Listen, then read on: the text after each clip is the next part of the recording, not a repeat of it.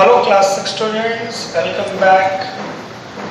Dear class 6 students, a very good morning to all. Today we will start with the subject history, the very first chapter about history itself, that is introducing history. So dear students, please pay attention, सबको ध्यान से सुनना है. Chapter काफ़ी interesting है.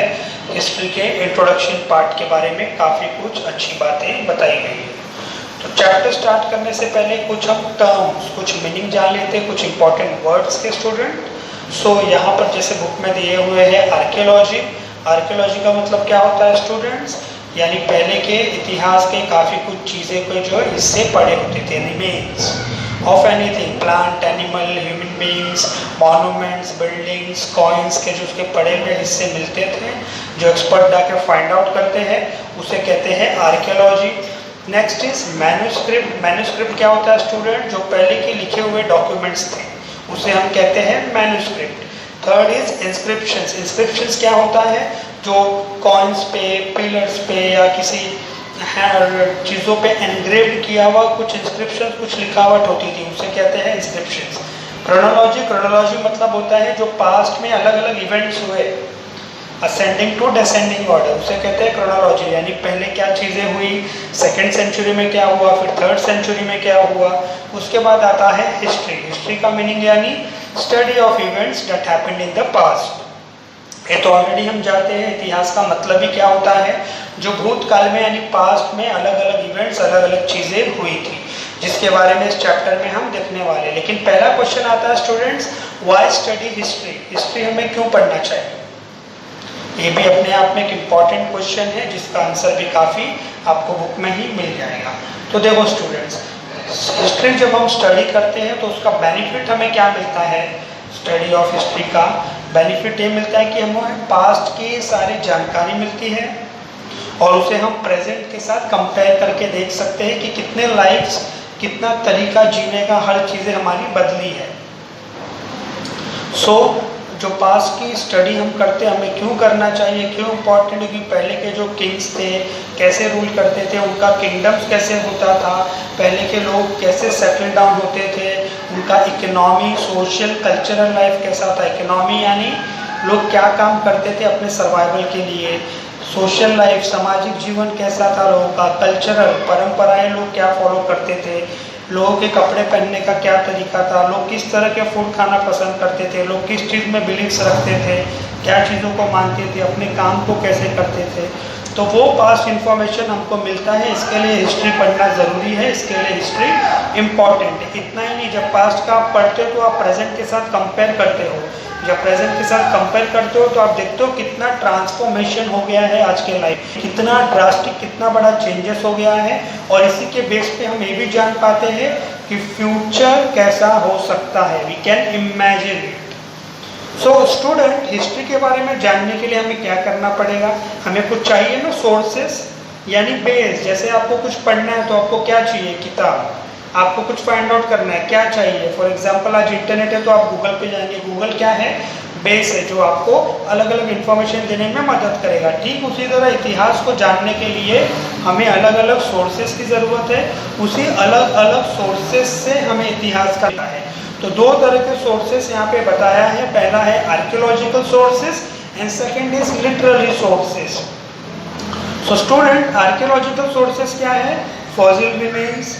Fossil remains यानी पहले के प्लांट, एनिमल्स जो बरीड होके मरने के बाद अंदर अर्थ के नीचे बरीड यानी अंदर दब जाते थे, धंस जाते थे, तो उनको निकाल के जो इन्फॉर्मेशन एक्सपर्ट्स निकालते होता है फॉसिल रिमेन्स, जो आता है आर्कियोलॉजिकल में. और कैसे इतिहास के बारे में हमें जानकारी मिल पाता है? टूल्स और इम्प्लीमेंट्स के थ्रू. पहले के लोग टूल्स यूज़ करते थे ना, अलग अलग काम करने के लिए, एनिमल्स हंट करने के लिए स्टोन के टूल्स बनाते थे, वेपन्स, हथियार. तो भी अपने आप में इतिहास का गवाही हमें देता है, प्रूफ, एविडेंस देता है. एडिक्शन. इंस्क्रिप्शंस. इंस्क्रिप्शंस का मतलब मैंने बताया आपको, कोई भी चीज़ किसी कॉइन्स पर लिखी हुई, वॉल्स पे लिखी हुई, पिलर्स पे लिखी हुई, वो भी कहीं ना कहीं हमें जानकारी देते हैं कैसे लोग रहते थे, किस तरह का लैंग्वेज यूज़ करते थे. आर्टिफैक्ट्स. आर्टिफैक्ट्स यानी पहले के लोग जो अलग अलग चीज़ें बनाते थे, पॉट्स बनाना, स्टोन के ऑर्नामेंट्स बनाना, मिट्टियों के खिलौने बनाना, तो वो भी अपने आप में हमें एविडेंस देता है हिस्ट्री का. मॉन्यूमेंट्स, पहले के जो विशाल बिल्डिंग राजाओं ने बनाई थी, ब्रिटिशर्स ने बनाए थे, वो सारे कॉइन्स, पहले के कॉइन्स जो बनाए गए थे राजाओं के थ्रू, ब्रिटिश ऑफिसर्स के थ्रू, उससे हमें इतिहास का ज्ञान मिलता है। अब बात करेंगे लिटरेरी सोर्सेस की, तो लिटरेरी सोर्सेस यानी जो अलग अलग डॉक्यूमेंट्स पहले के संत साधुओं ने लिखे थे, पहले के लोग जो बाहर से आए थे अलग अलग देशों में आके वहाँ का लाइफ स्टडी किया, उसके बारे में लिखा, वो लिटरेचर पार्ट के थ्रू हमें इतिहास का नॉलेज मिल पाता है। सो लेट्स स्टार्ट, पहले आर्कियोलॉजिकल सोर्सेज से चालू करते हैं। आर्कियोलॉजिकल सोर्सेज में पहले आता है फॉसिल रिमेन्स। जैसे मैंने बताया, फॉसिल रिमेन्स यानी प्लांट्स, एनिमल्स जो सारे घस के अंदर पत्थरों में, सॉइल में मिल जाते हैं हजारों लाखों साल पहले के। तो जो एक्सपर्ट्स होते हैं आर्कियोलॉजिकल डिपार्टमेंट के, वो एक्सपर्ट्स इन पे स्टडी करके इंफॉर्मेशन फाइंड आउट करते हैं कि कितने साल पहले का ये चीज़ होगा। तो ये कहीं ना कहीं इम्पॉर्टेंट है, हमें नॉलेज दे देता है कितने साल पहले के प्लांट्स एनिमल्स के बॉडी पड़े हुए हैं। तो एक तो हो गया फॉसिल रिमेन्स, दूसरा आता है टूल्स इम्प्लीमेंट, जैसे मैंने आपको बताया वेपन्स के थ्रू। तीसरा आता है एडिक्स इंस्क्रिप्शंस, जो पहले के राजाएं महाराजाएं थे वो क्या करते थे, अपना ऑर्डर अगर उन्हें अपने पूरे रीजन में, पूरे शहर में देना है तो किसी चीज़ पर लिख कर भिजवाते थे, चाहे स्टोन, पिलर, कॉइन या कोई रॉयल चीज़ें जो उनको मिलती थी उसके अंदर वो आदेश देते थे जो हर किसी को फॉलो करना पड़ता था, या इनविटेशन देते थे। तो ये एडिक्स इंस्क्रिप्शन भी इम्पॉर्टेंट था जिससे आर्कियोलॉजिकल नॉलेज हमें मिल पाता है। आर्टिफैक्ट्स जैसे मैंने बताया, लोग जो पहले चीज़ें बनाते थे जैसे पॉटरी, स्टैचूज, टूल्स, ऑर्नामेंट्स, लोगों ने अपने कल्चरल परंपराओं को भी कहीं ना कहीं बना कर रखा था। तो उसे देखने के बाद एक्सपर्ट्स को पता चलता था पहले लोग कैसे लाइफ जी रहे थे।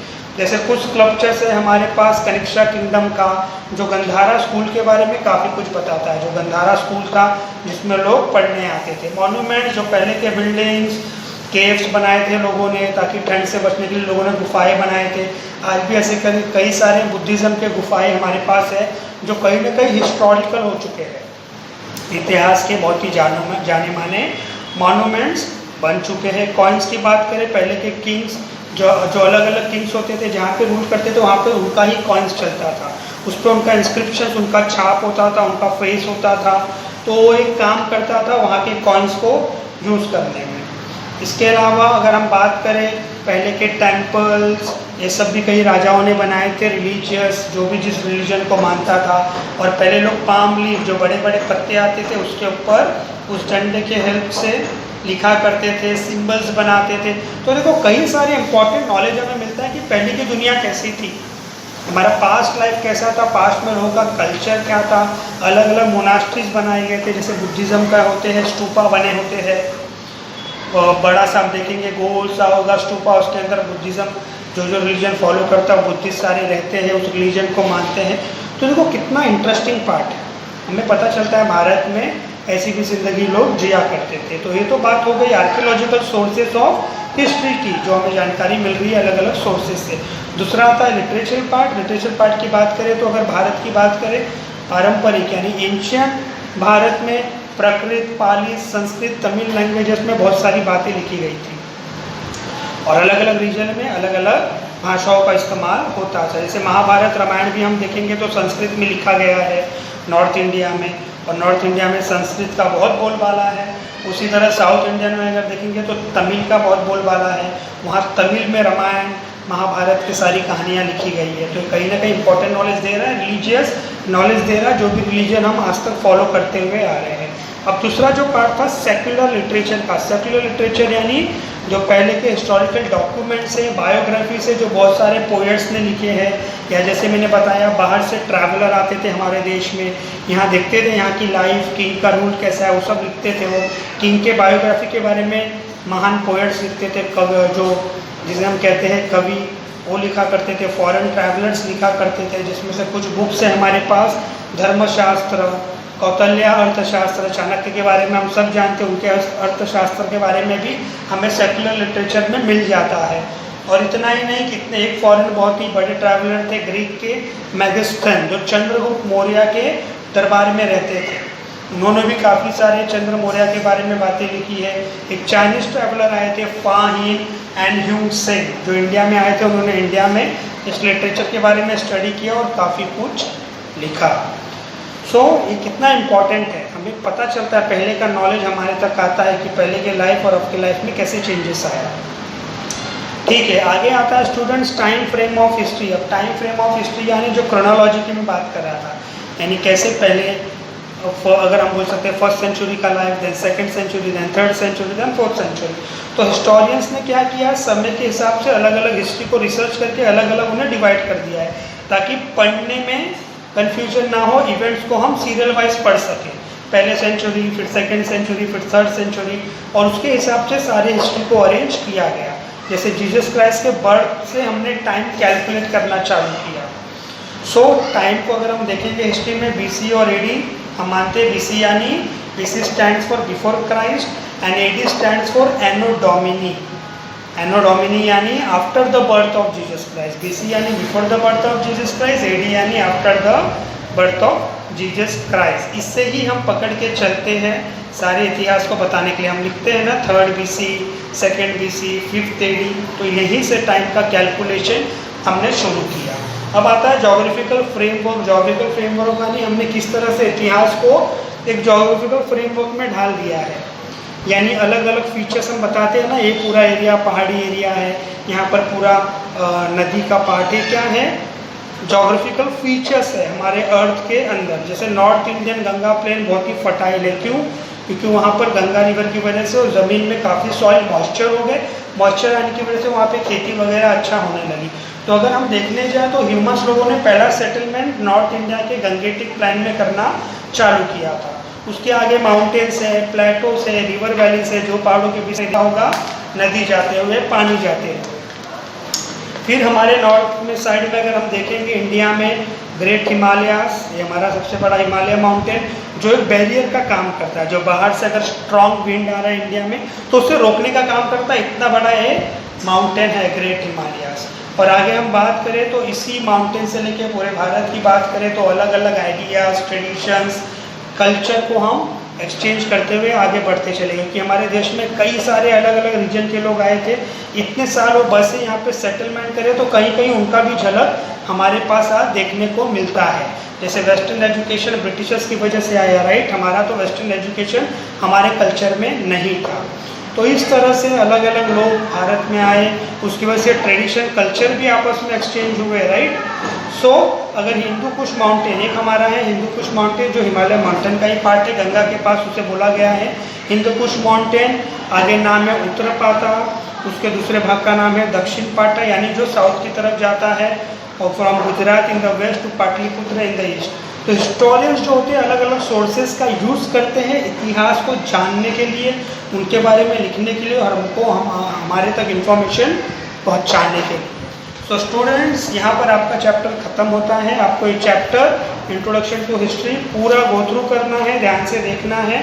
आप हमारा ब्रिज एकेडमी का ऑफिशियल यूट्यूब चैनल आ चुका है, आपको लिंक मिल जाएगा, आपको उस लिंक से जाके सारे वीडियो देखते रहना है जैसे जैसे वीडियोस आएंगे। और आपको सबसे इम्पॉर्टेंट चैनल को सब्सक्राइब करना है, और आपके फ्रेंड्स भी अगर हैं सेम क्लास में उनको भी शेयर करिए वीडियो, ताकि वो भी सब्सक्राइब कर ले, ताकि नेक्स्ट टाइम जो कोई भी सब्जेक्ट के चैप्टर्स के एक्सप्लेनेशन आएंगे तो आपको नोटिफिकेशन मिल जाएगा। और student please pay attention on your studies and stay at home, stay safe, wash your hands after every 20 minutes. Thank you very much. Next video में हम फिर मिलते हैं।